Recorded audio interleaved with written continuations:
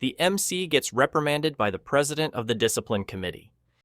She says that he isn't wearing his uniform properly and that it is against school rules to not wear a tie. The MC looks to be unfazed by her and tells her he lost his tie, in which the girl exclaimed in a frustrated manner that he had used the same excuse yesterday. She points out the MC's earrings, hair color, and uniform, asking him how many times she has to tell him to fix how he looks. Some students nearby talk to each other in disbelief at how MC is standing boldly in front of the demon disciplinary committee president, and that it hadn't been his first time doing so. The president begins writing MC a warning for his school rules infraction, but he ignores her and continues walking. She gets mad and exclaims to MC how he hasn't given her a response yet, and that they hadn't finished talking, but MC kept walking away. As he is walking away, MC begins thinking, and in a surprise of events, MC's face gets red as he blushes while thinking about the president, Ririko-senpai, and how she spoke to him again today. He wanted to talk to her more, but his heart couldn't take it much longer, and he decided to run away. He then thought about going back to the entrance to hopefully see and talk to her more, when he's interrupted by his friend, Cade, asking him what he was doing and standing in the hallway. MC tells Cade good morning, and that he wasn't doing anything. Cade looks at him, and with a smirk on his face, he teases the MC by telling him that he was thinking about the disciplinary committee president again, wasn't he? MC gets shocked and asks him how did he know, and Cade responds by telling him he hears it every day. MC agrees with Cade, knowing it is a common thing he does. MC immediately begins fawning over Ririko-senpai, saying how cool she is and how her first name fits her, since she's so dignified and beautiful. He also says that Ririko-senpai feels like a noble lady, to which Cade ponders to himself, finding it interesting that a noble lady is the demon disciplinary committee president. MC slams his hand onto a desk as he exclaims at Cade, asking him what he is talking about. He tells Cade that Ririko-senpai's dignified and strict demeanor suits her perfectly, and Cade retorts that MC is a mess though. MC calms down and tells Cade that he doesn't get it, and that this is part of his plan. Cade asks the MC about the plan, and MC tells him that by deliberately standing out, Ririko-senpai will remember him. Cade immediately retorts by telling him that isn't that counterproductive? MC tells Cade that otherwise he wouldn't get to talk to Ririko-senpai.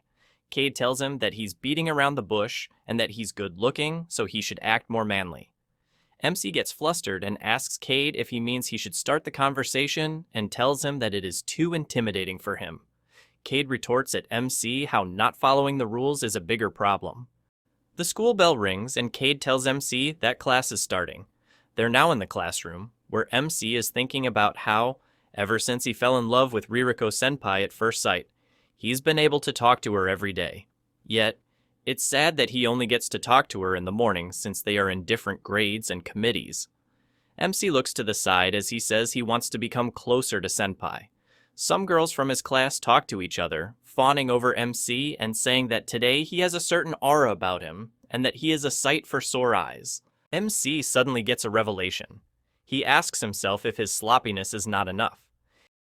He thinks to himself that if he puts more effort into it, maybe Ririko-senpai will pay more attention to him and will be able to have more time to talk. With conviction, MC tells himself that he'll break more rules tomorrow. Cade looks at the MC and thinks to himself that MC's look on his face definitely means he'll do something stupid. The next day, MC comes to school dressing more sloppily and greets Ririko-senpai with a good morning. The students around them thought the same thing, that he hadn't fixed anything at all. MC excitedly thought that this would give them a reason to talk. He also was hoping for Ririko-senpai to go ahead and touch his cardigan as much as she wanted.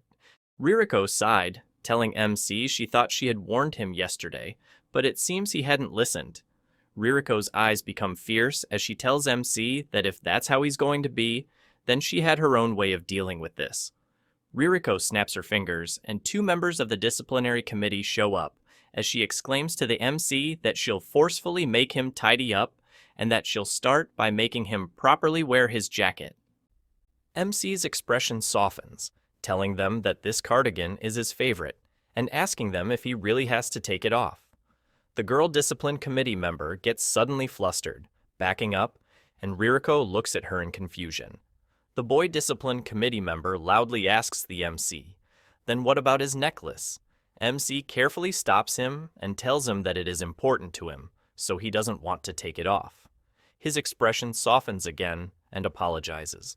The boy suddenly gets flustered, thinking MC's face is too handsome, and Ririko looks at him in utter confusion. MC is confused as well, as the boy faints. Ririko-senpai gets surprised and asks what in confusion. She looks at the two discipline committee members who currently are laying down in the floor and orders them to get it together. Both discipline committee members are fawning over MC, saying that his face is too handsome and that when he makes such a soft expression, they want to forgive him instantly. Ririko, in confused shock, asks the MC, "What is he doing to the disciplinary committee members?" MC retorts that he didn't do anything, though. Ririko exclaims that they all had a thorough strategy meeting yesterday, and is shocked they were defeated so easily. MC is impressed as he thinks a strategy meeting just for me. Ririko tells herself that she knew it wasn't going to be easy. The school bell rings, and Ririko looks at the clock on the wall, exclaiming, "The warning bell." She looks concerned as she says there's hardly any time left. MC tells her that they'll be late, senpai. MC leans close to Ririko, taking a hold on her clipboard as he playfully tells her that being late is against the rules, isn't it? She stares at him for a moment before forcefully taking the clipboard back and exclaiming that he's too close. Ririko clenches her teeth and tells MC that she understands his feelings very well and asking him, "You really want to resist that much, don't you?" MC gets shocked and flustered, asking himself if she found out that he liked her, and wonders what he should do, since he's not ready to handle the answer. Ririko, with a serious look in her eyes, calls MC by his full name, Shioya Itsuki. She then yells that starting today, he will clean the courtyard for a week to change his attitude. MC braced himself, thinking she was going to give him an answer to him liking her, but he's left flabbergasted. Ririko hands MC a sheet of paper and tells him that the teacher has already given their permission, so there's no point in trying to escape.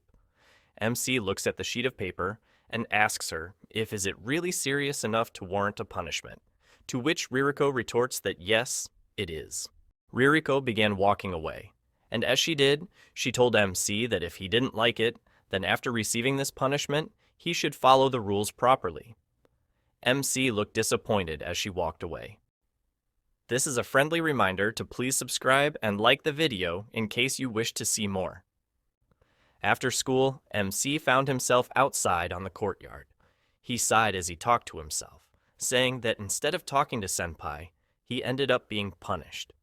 MC is surprised by Ririko-senpai's voice as she talks to him, saying that he actually came without running away.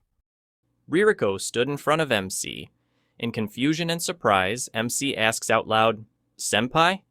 Rikido tells MC that he needs someone to keep an eye on him, and that she'll take responsibility and monitor him herself, and to not even think about trying to escape.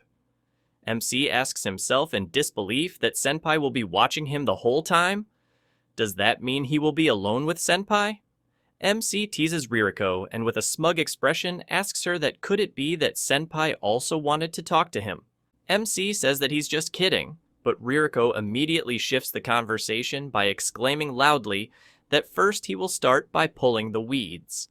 MC begins pulling weeds, and he thinks to himself that since he is finally alone with Senpai, he should try to talk about something. Suddenly, Ririko crouches next to MC and begins pulling the weeds as well. MC turns to her and asks her, "Senpai, are you going to do it too, even though it is my punishment?" Ririko sternly tells MC that she is doing it to keep the school clean, and that this is also a part of her job as a member of the disciplinary committee. MC smiles and asks her that even though she's busy, she's going out of her way to stay with him, isn't she? To which Ririko, frustrated, answers by asking MC that does he know whose fault it is that she's so busy? To which MC retorts, "Could it be mine?"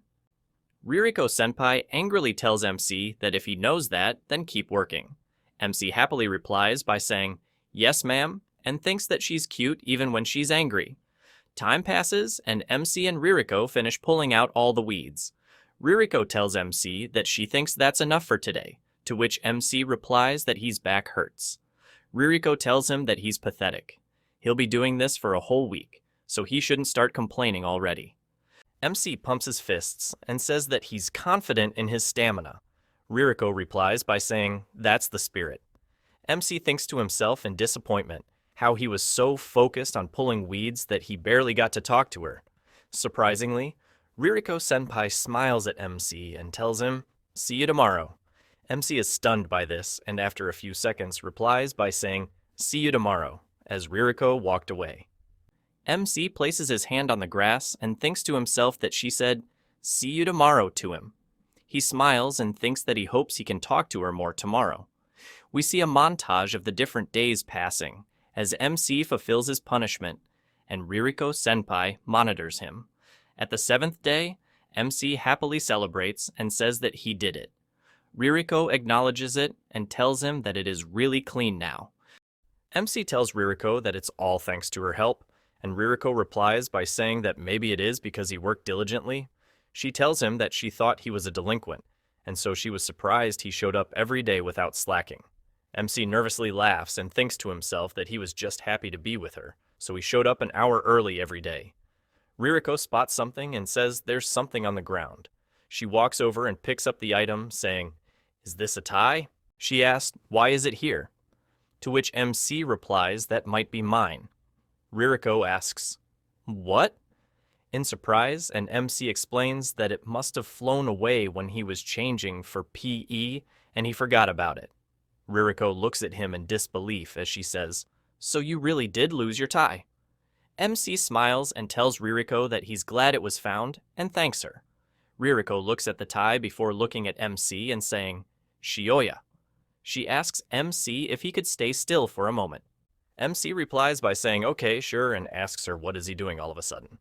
MC gets surprised as he exclaims, and Ririko gets closer as she puts the tie on MC and adjusts it. MC gets flustered by this and shyly says, "Senpai." Ririko sternly retorts, "Don't move." MC replies, saying, "Okay," and thinks to himself, hoping she isn't able to hear his heartbeat. Ririko tells MC that she'll let him off with this for today. She pats MC in the head and tells him that, but tomorrow, he has to make sure to fix it himself. Ririko walks away and exclaims at MC that she'll be checking again, so he should be prepared. MC stared in her direction for a minute before slumping from the emotions. He thinks to himself that it surprised him and can't believe Senpai tied it for him, though it is a little crooked. He blushed as he says to himself, geez. He grabs the tie and says that instead of fixing things, Senpai just keeps messing with his heart.